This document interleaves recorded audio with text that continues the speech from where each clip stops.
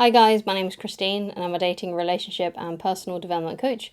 And today I'm talking about why the ones you lose aren't worth having. Okay, so the big thing here is that if they wanted you in their life, you would be. Okay?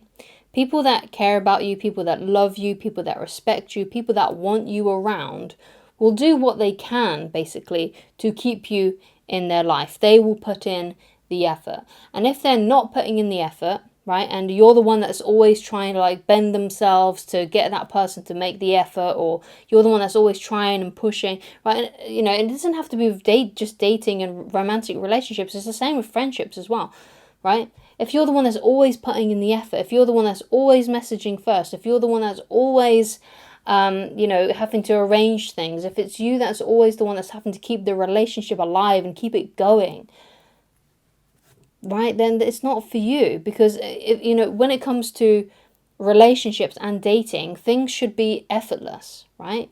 So your friendships, should be effortless. Dating should be effortless. And what I mean by that is that there should be a mutual enthusiasm, right? If you got to find people and situations. It can be like with jobs as well, right? You got to go where you are truly wanted, valued, respected, and they are enthusiastic about you, and they put as much effort into you as you put into them, right? And that's what can make relationships and friendships so much more easier and effortless, right? And now, of course, it is rare. It is rare to find someone to date who is just as enthusiastic about you as you are about them. And it's the same with friendships too, right? Those really rare friendships where you meet and you're already acting like best buddies, those friendships are rare and they don't come around very often. But that's what's so beautiful about them, and that's why those are the relationships you have to prioritize, okay? If you're trying to make everyone your friend, or you're trying to make every person you date, love you and fall in love with you, it's going to be really difficult because there's only so much most people are going to care about you, right? And I always find that it's actually really rare to find someone who's really enthusiastic about you. And it's more common to find people who are a little bit more on the fence. And that goes for both friendships and dating. People that are like, yeah, sure, I'll be your friend. Right, and it's the same with dating as well. Yeah, there'll be like women out there or guys that'll think, oh yeah, you're kind of cute. Yeah, I'd like to date you, right? But they're not 100% there, right? And those are the relationships and those are the friendships that are harder to create and to build into something more meaningful. Right, it's much more easier for you, and life will be so much more easier for you if you search out those people who are already enthusiastic about you, who already want to hang out with you, right? Who are already putting in the effort. Because if you're the one that's always putting in the effort, you're straining, right? And you're making life much more difficult for yourself. And life is already pretty tough. Life is already really unfair and really difficult for a number of reasons for every individual on the planet, right? So it's best, right, to just make life easier for yourself and just focus on those really true good friendships that you have and those dating prospects that you have that are really enthusiastic about you, and to search for them, right? Because maybe you're watching this video and you're like, yeah, well, I don't have anyone who's enthusiastic about me dating wise. Well, if that's the case, then you just got to keep on dating, right? And this is one of the things that I say about dating is that, dating really is a numbers game. It's a game of numbers, right? And what that means is that sometimes you may have to go on 5 dates to find a really good one. Sometimes you need to go on 10. Sometimes it may even be more than that. Maybe you'll even get into like the 50s, right, of how many people you've dated and met, right? Because it's a game of luck in a way as well. But the more people you go through, the more people you meet, the more likely you're going to meet someone who you actually click with. Right, so that should be encouraging for you. So the more people you go through, the more people you date, right, the more people you meet out, and you don't have to have expensive dates with these people, right? That's why I say when you meet someone out for a date, it's always best to go out for just a drink first, because because it won't break the bank basically. And if you really gel with that person and you're really vibing with each other, and they're really enthusiastic about you, you're enthusiastic about them, then you can extend the date and make it more formal by then going out for dinner or by doing something else, right?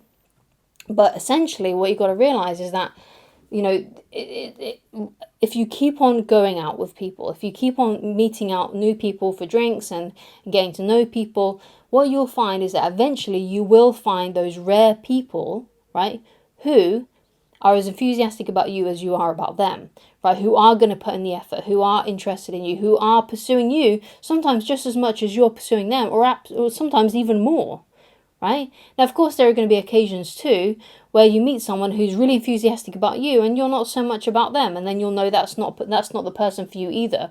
Don't just keep around people because they're enthusiastic about you, right? It has to be both. It has to go both ways.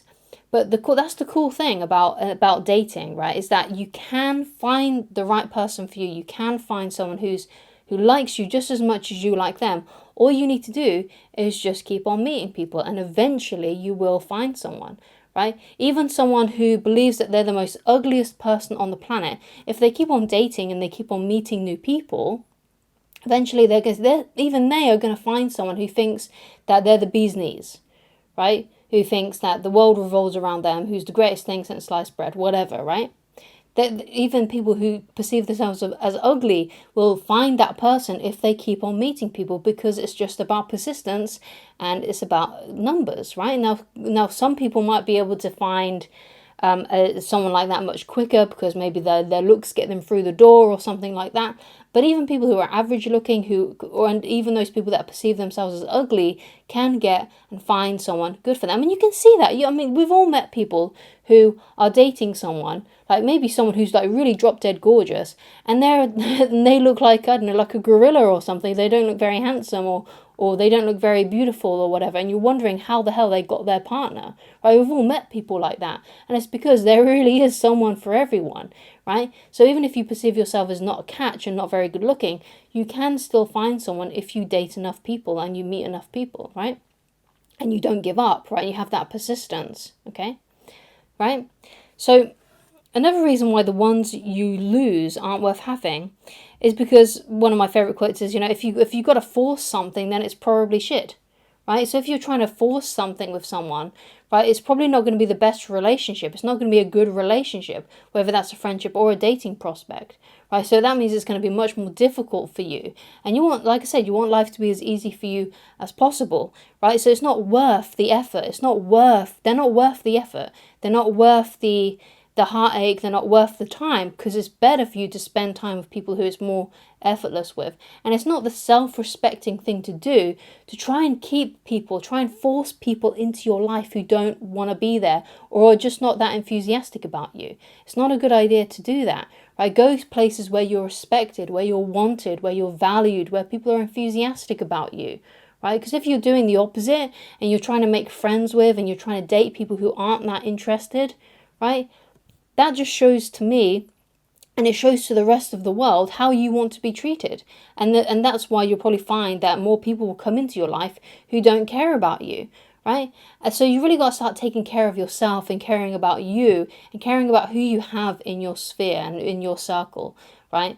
Because that's a more self-respecting thing to do, right? So if you want to gain some self-respect in this life, right, find people who you don't have to really put that much effort into it, because it's just effortless. You're already really close and it's just like an instant connection, basically. Always be looking for those things, okay? So thank you so much for watching. If you'd like to get in touch with me personally and you'd like coaching with me, then please go to www.ChristineLoveridge.com, and I shall talk to you again very soon. Goodbye.